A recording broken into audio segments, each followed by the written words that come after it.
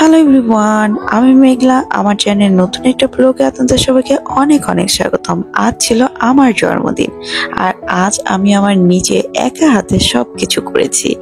এই যে দেখুন, একদম পুডিং বানানো থেকে শুরু করে পিঠা তৈরি করা, তারপর আমার বাসায় আমার ফ্যামিলি, শ্বশুরবাড়ির ফ্যামিলি তো আছেই, সেই সাথে আমার ননাসের ফ্যামিলি সবাইকে দাওয়াত করিয়ে আজকে আমি একা হাতে রান্না বান্না করে খাইয়েছি। এখানে আমি পুডিং তৈরি করেছিলাম, এর সাথে আরো করছিলাম এখানে একদম দুধের সর জমিয়ে রেখেছিলাম। সেই দুধের সর দিয়ে একদম মজার খিসা করে পাটিসাপড়া পিঠা। আর এই পাটিসাপড়া পিঠার রেসিপি কিন্তু আমি এর আগেও শেয়ার করেছি, তাই আর আজ আপনাদের সাথে এই পাটিসাপড়া পিঠার রেসিপি শেয়ার করছি না। তবে আপনাদের যদি এই রেসিপির প্রয়োজন হয় তাহলে আমাকে কমেন্ট করবেন, আমি কিন্তু আপনাদেরকে এই রেসিপির লিঙ্কগুলো অবশ্যই দিয়ে দেব ইনশাল্লাহ। যাই হোক, এই যে এখানে আমি সুন্দর করে একটার পর একটা পাটিসাপড়া পিঠা তৈরি করছিলাম। আর আমি সবসময় পাটিসাপড়া পিঠার যে খিসাটা আছে এটাকে সবসময় এইভাবে পাইপিং ব্যাগের মধ্যে নিয়ে তারপর দিই, এতে করে খুব ইজিলি কিন্তু দেওয়া যায়। আর এই যে চটপট করে আমার পিঠাগুলো তৈরি করা হচ্ছিল। আজকে কিন্তু আমি সবকিছু এক হাতে করেছি, এই যে যেমন প্রবাসে থাকতে করতাম ঠিক ওই রকমই। তো আমি বললাম যে আজকে আমাকে কাউকে হেল্প করার দরকার নেই, কারণ বিদেশে থাকার কালীন তো নিজেদের কাজ নিজেরাই করি। এই তো আমার পাটিসাপড়া পিঠাগুলো তৈরি করা হয়ে গিয়েছে। এখন আমি এখানে তৈরি করছিলাম চিকেন রোস্টের জন্য। চিকেন গুলোকে অনেকক্ষণ আগেই ম্যারিনেট করে রেখেছিলাম, আর এগুলোকে আমি এখন সুন্দর করে সময় নষ্ট না করার জন্য দুই দিকে দুটো প্যান দিয়ে বসিয়ে দিয়েছি ভাজার জন্য। আর এই জানলা থেকে এত সুন্দর প্রাকৃতিক দৃশ্য দেখা যায় দেখুন। আর কিছুদিন পরেই কিন্তু এই গাছগুলোতে একদম আম চলে আসবে। আর এই দিকে দেখুন আমার শ্বশুর বাবা এই যে আমার বার্থডে কি দিল, এটা ছিল আমার দাদি শাশুড়ি মার একটা কানের দুল স্মৃতি হিসাবে।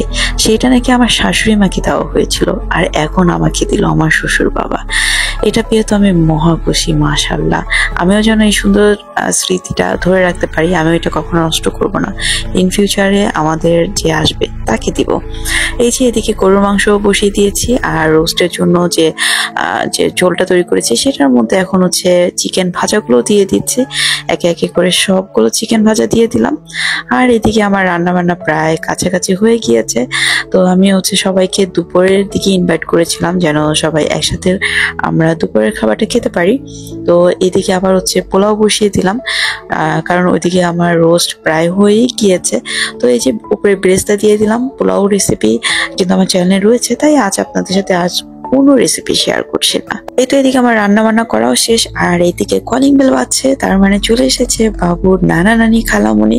এই যে আব্বু আবার বাবুর জন্য খেলনা নিয়ে এসেছে, ক্লে, তারপরে ছিল হাড়ি পাতিল এরকম টাইপের, আবার চুড়িও নিয়ে এসেছে ওর জন্য।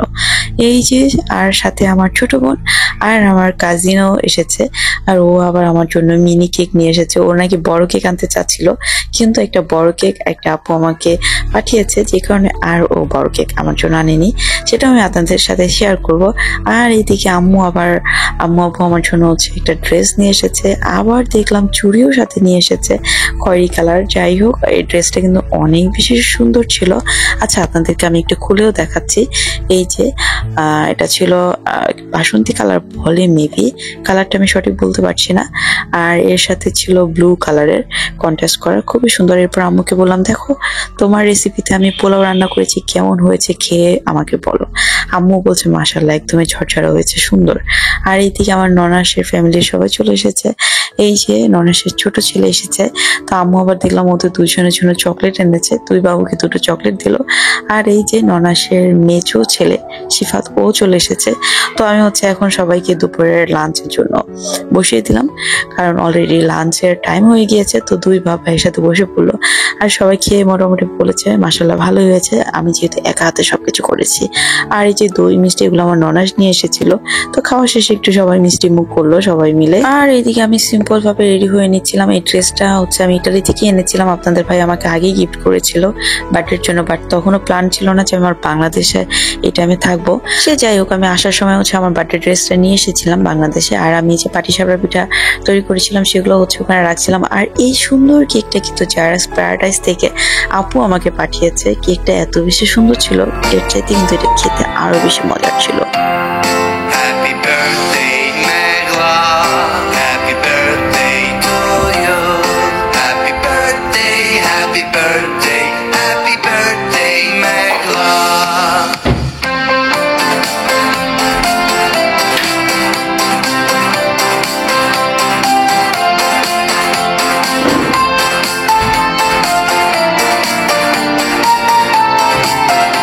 এই তো প্রথমে আমি নিজেই কিছু ছবি আর ভিডিও করে নিলাম, যেহেতু আমার বার্থডের জন্য।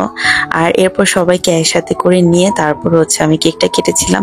এই যে প্রথমে হচ্ছে পুচকু দুটোকে আমি একসাথে করে নিয়েছি, আমার ননাসের ছেলে আর ননাসের নাতি, মানে আমার নাতি, আর এই যে আমার ভাগনা, ওদের সবাইকে নিয়ে হচ্ছে ছবি তুললাম। এরপর আমার দুই বোন, এরপর হচ্ছে আমার শাশুড়ি, আমার শ্বশুর, আমার আব্বু, তারপর আম্মুকেও সাথে করে নিলাম। সবাই মিলে হচ্ছে ফ্যামিলি ফটো তুললাম, কারণ এগুলোই হচ্ছে স্মৃতি থাকবে। এই কেক কাটাকাটি এগুলো তো আমি একাই করতে পারতাম বা আমার ছোট বোনকে নিয়ে, কিন্তু আমি চাই সবসময় সবাইকে একসাথে করে নিয়ে একটা জিনিস করতে, যাই করি না কেন সেটা আমার ভালো লাগে। বাট এটা মেন কথা না, মেন কথা হচ্ছে সবাই একসাথে হওয়া, একসাথে একটু লাঞ্চ করা বা একসাথে যাই করি না কেন সেটা একসাথে করতে পারলে আমার ভালো লাগে।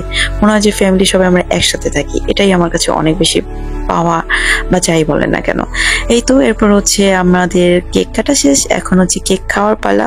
কেকটা সত্যি ভীষণ মজার ছিল আর দেখতে এত বেশি সুন্দর ছিল, আমার তো অনেক বেশি ভালো লেগেছে। এরপর হচ্ছে কেকটা কাটার পালা, আর এত হাই হিটের ছিল যে এটা কাটতে গিয়ে আমি সমস্যা পড়েছি, আর আমার দুই বোন এদিকে কেক খাওয়ার পালায় পড়েছে।